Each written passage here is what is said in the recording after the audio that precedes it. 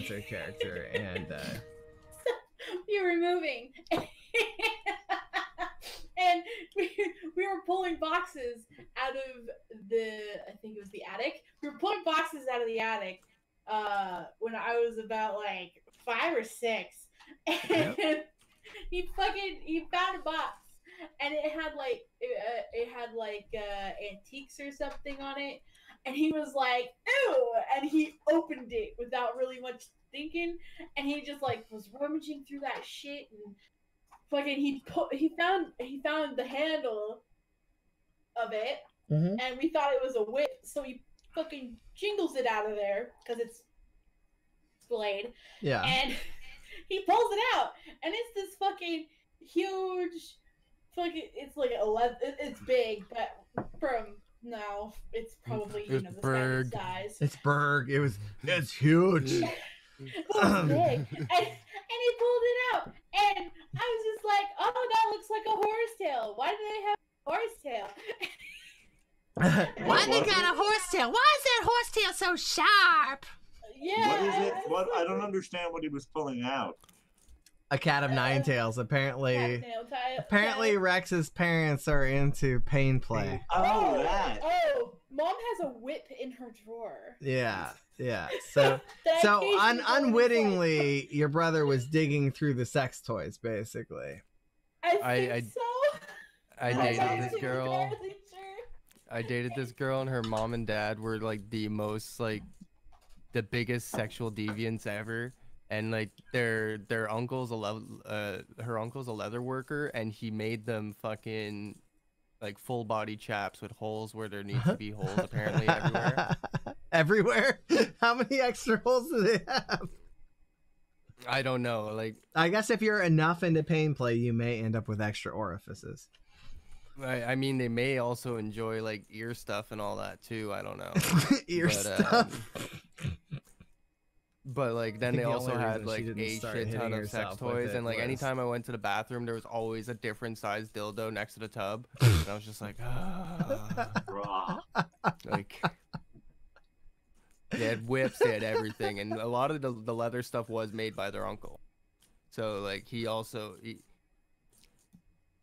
the type of person that, okay, like, you know, usually when somebody's like the flamboyant type, they're typically gay. Like he was flamboyant, but like fully flamboyantly straight. Yeah, flamboyantly straight. It was very that works. odd. I mean, takes all kinds, right? Because I'm used because like I've got tons of friends that are of the other sort, and I find it's just better that way because it's easier to understand. I did not understand him at all. But yeah, he assisted them in their sexual deviantness, and I'm he was probably in it on it too. I mean, maybe he was just a helpful craftsman. Okay, He was a very helpful craftsman. I had a neighbor who was like super conservative. Like her daughter didn't even know what a penis was until she was like 9. So like she didn't know that there were 2 genders. She was super conservative. Anyway, she's like 14. Goes to spend. I would say super sheltered. Super sheltered. Yeah, super sheltered.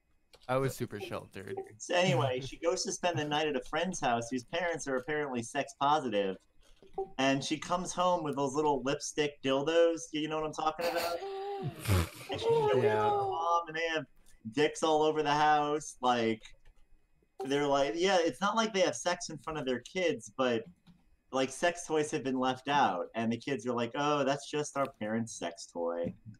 Yeah, they're like, yeah. Like it's very like right, like the kids are perfectly functional. They're just super nonchalant about it. Needless to say, when she comes home with the dipstick, man, she lost her fucking mind. Is it called a dipstick? Like lipstick dick, yeah. Oh, dick stick. Dick stick, exactly.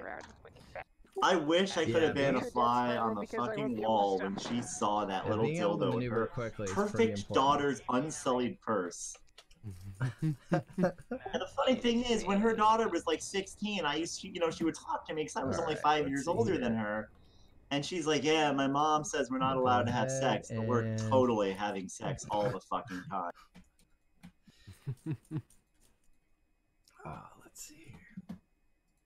Oh, it's funny There's a how that belt never works cluster out. here. I can't wait for D&D. I don't know. I did genuinely wait till I was 18 personally. You've been having fun playing Carlos? Oh yes. I mean, I say I was sheltered, but I think I was 13 or 14. But it's like, I think back on it and I was like, God, I was an idiot.